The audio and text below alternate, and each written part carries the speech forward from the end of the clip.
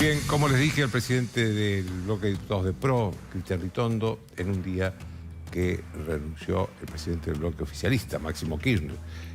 Cristian, le quería decir que yo lo había invitado para hablar del Fondo Monetario, para hablar de la marcha de mañana contra la Corte Suprema, para echar a la Corte Suprema de Justicia, pero de pronto se produjo esta novedad y no puedo dejar de empezar por preguntarle qué significado político tiene para usted la renuncia de Máximo Kirchner.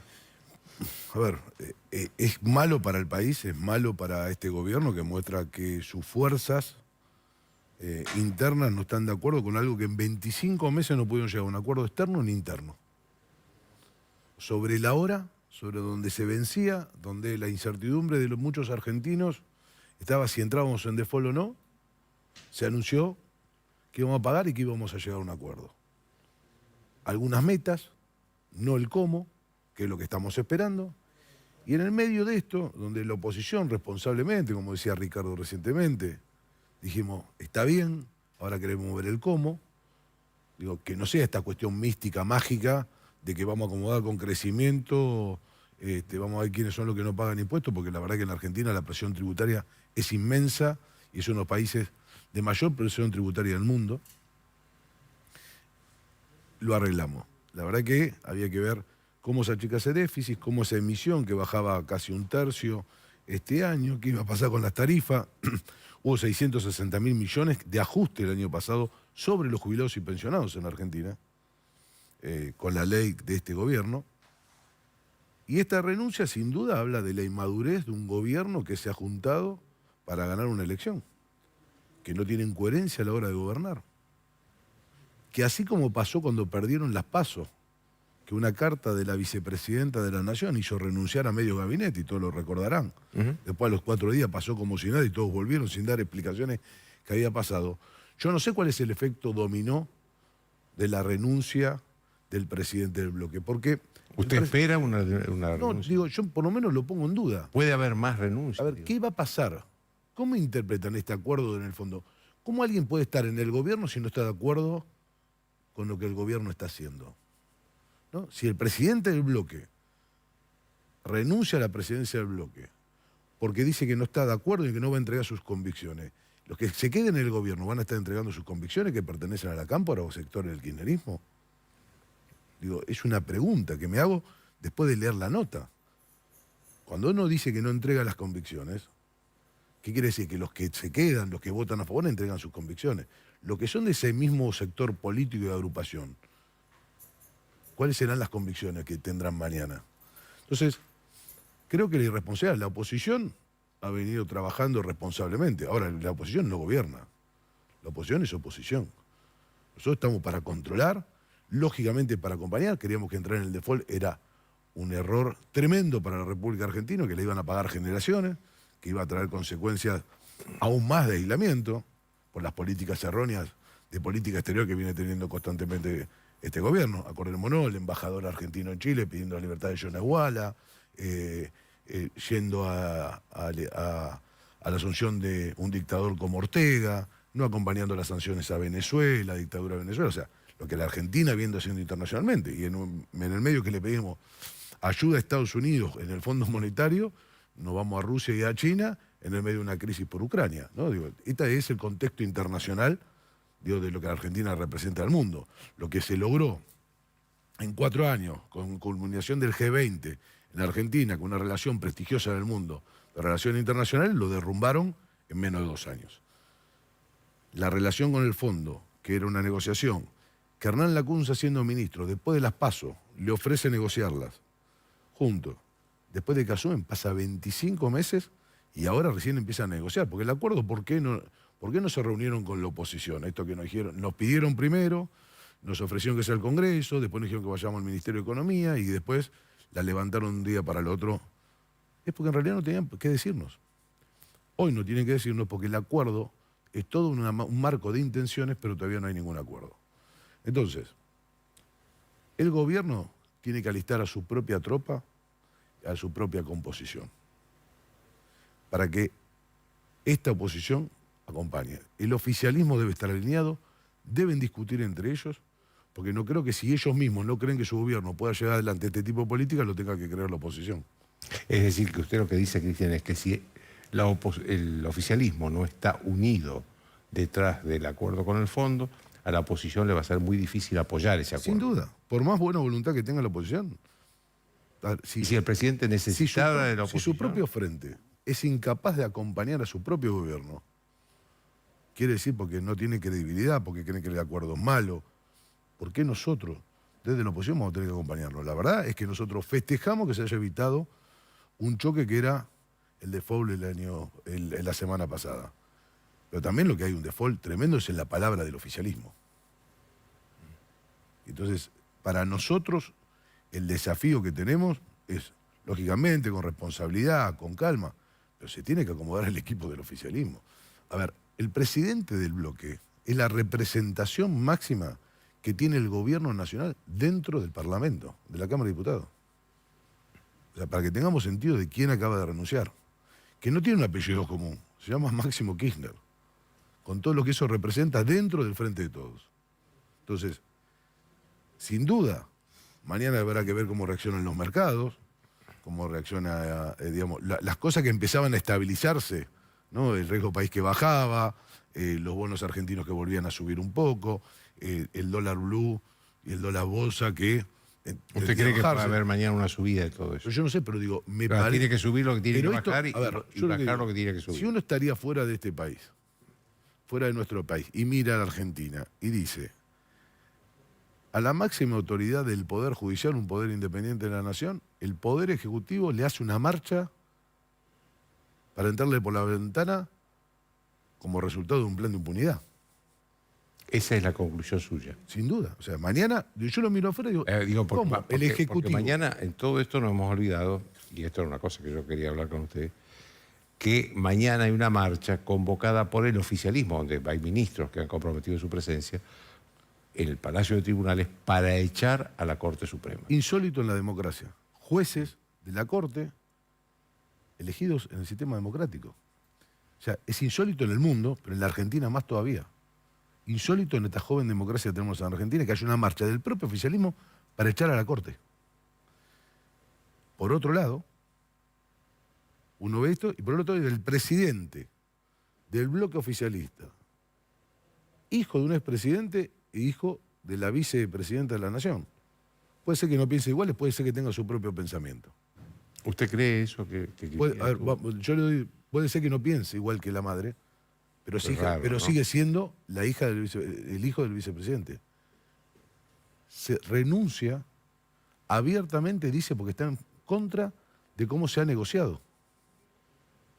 Y que la negociación ha sido de alrededor del presidente. O sea, hace una crítica no solamente con la parte económica, sino con el presidente.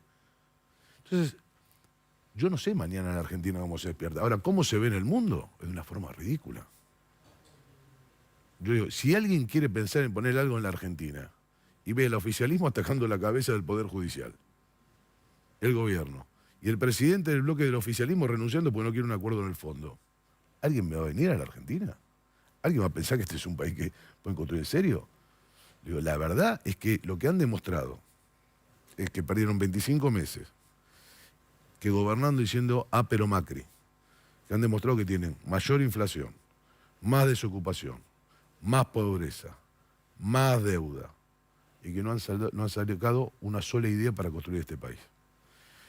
Después del fracaso rotundo que tuvieron en estos 2 años, cuando llegan a un acuerdo que tendría que haber llegado hace mucho, que nos dé equilibrio, que podemos volver a tratar de tener un plan para la Argentina económico, que no lo teníamos, pero digo, el plan con el fondo necesitaba de un plan económico.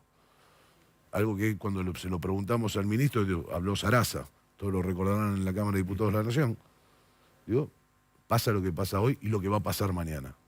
Me parece que la desconfianza del mundo en la Argentina se acrecenta. Y somos un papelón. ¿Cómo usted que está en la Cámara de Diputados, ha convivido con Máximo Kirchner, ¿cómo es Máximo Kirchner? Haciendo política de Estado, haciendo... A ver, yo tengo que decir la verdad, nosotros tenemos reuniones de labor parlamentaria, en las reuniones donde hemos acordado cosas, se ha cumplido, y donde no se ha acordado cosas, usted recordará el debate mío finales del presupuesto con él. Digo, Bueno, vamos a ese tema. donde lo dijo Ricardo. Vamos a ese tema, porque ahí hubo un discurso muy duro de Máximo Kirchner contra la oposición, y ahí usted anunció que la oposición votaba en contra del presupuesto, que terminó rechazado por el Parlamento. ¿Después de eso se volvió a ver con Máximo Kirchner? Sí, nos volvimos a cruzar antes de fin de año. Estamos en el mismo piso. Estamos en el tercer piso, con lo cual usamos mismos ascensores, nos cruzamos habitualmente. Pero más allá de eso, digo, hoy gracias a Dios decimos que no lo aprobamos, porque venía este acuerdo.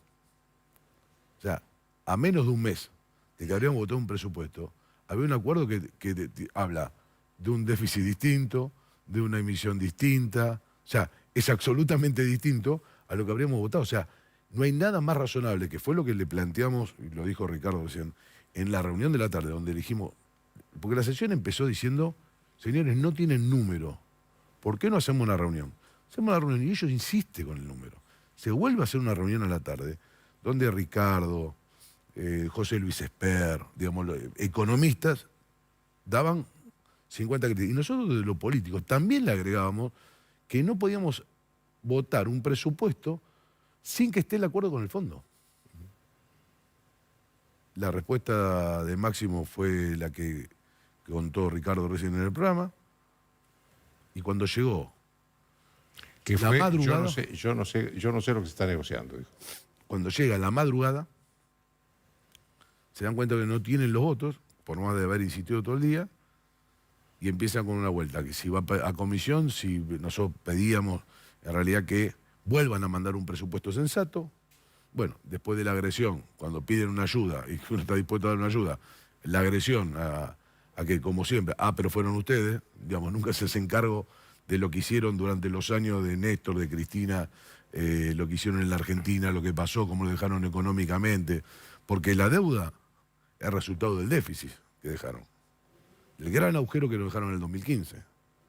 Entonces, ellos nunca se hacen responsables de nada. Como no se hacen responsables que en 2 años endeudaron más la Argentina que casi todos los gobiernos democráticos.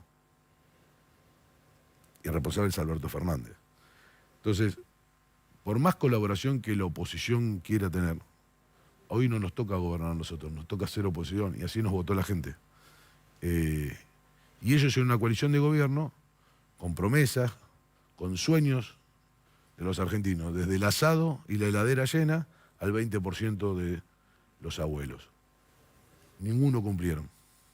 Ahora, ¿usted ve la posibilidad de una crisis política, institucional más profunda entre el presidente y la vicepresidenta, por ejemplo? A ver. Es obvio que Cristina no... A ver, no sé si está en acuerdo o en desacuerdo con el hijo, pero es obvio que no está de acuerdo porque no dijo nada hasta ahora.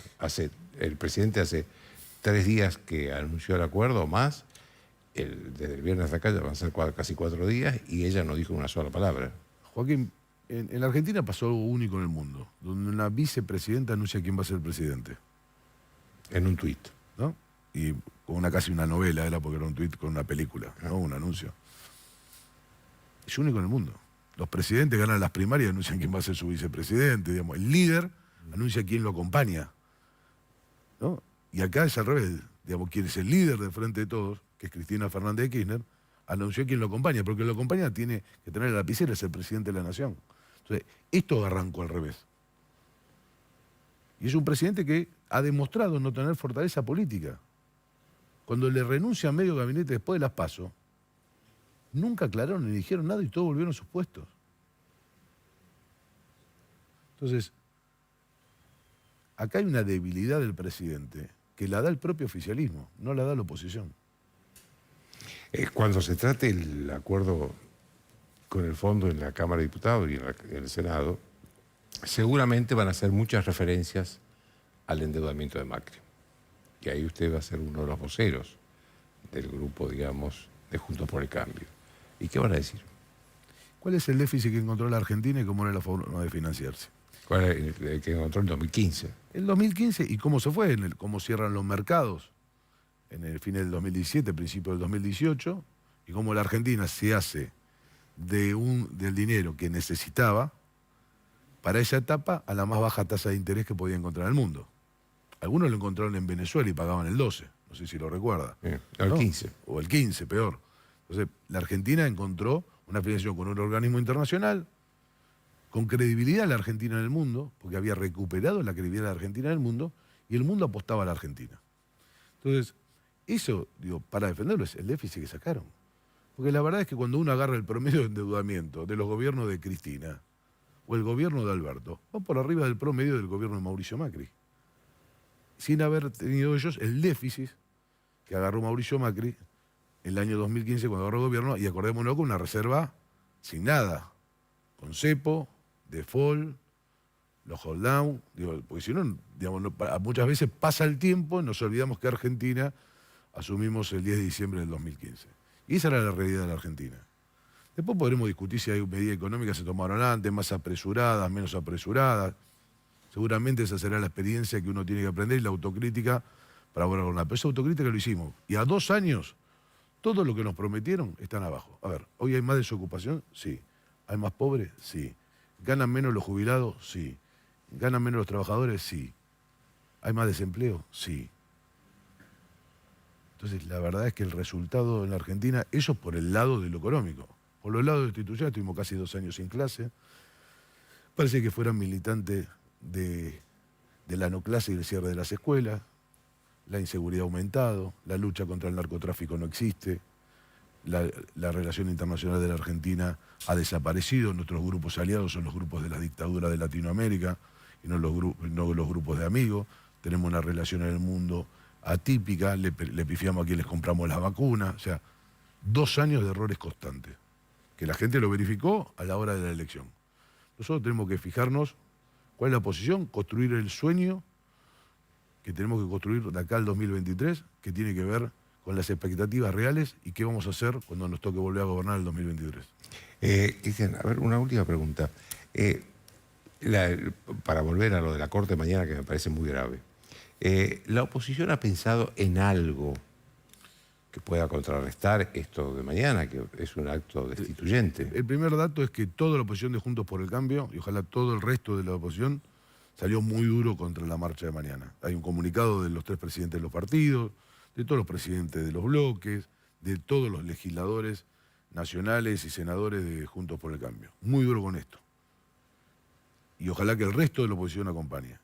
El 3, el día posterior, hay una marcha que están convocando algunos dirigentes, pero nosotros creemos que la ratificación tiene que ser con el respeto a la democracia, al sistema republicano y a la Corte Suprema.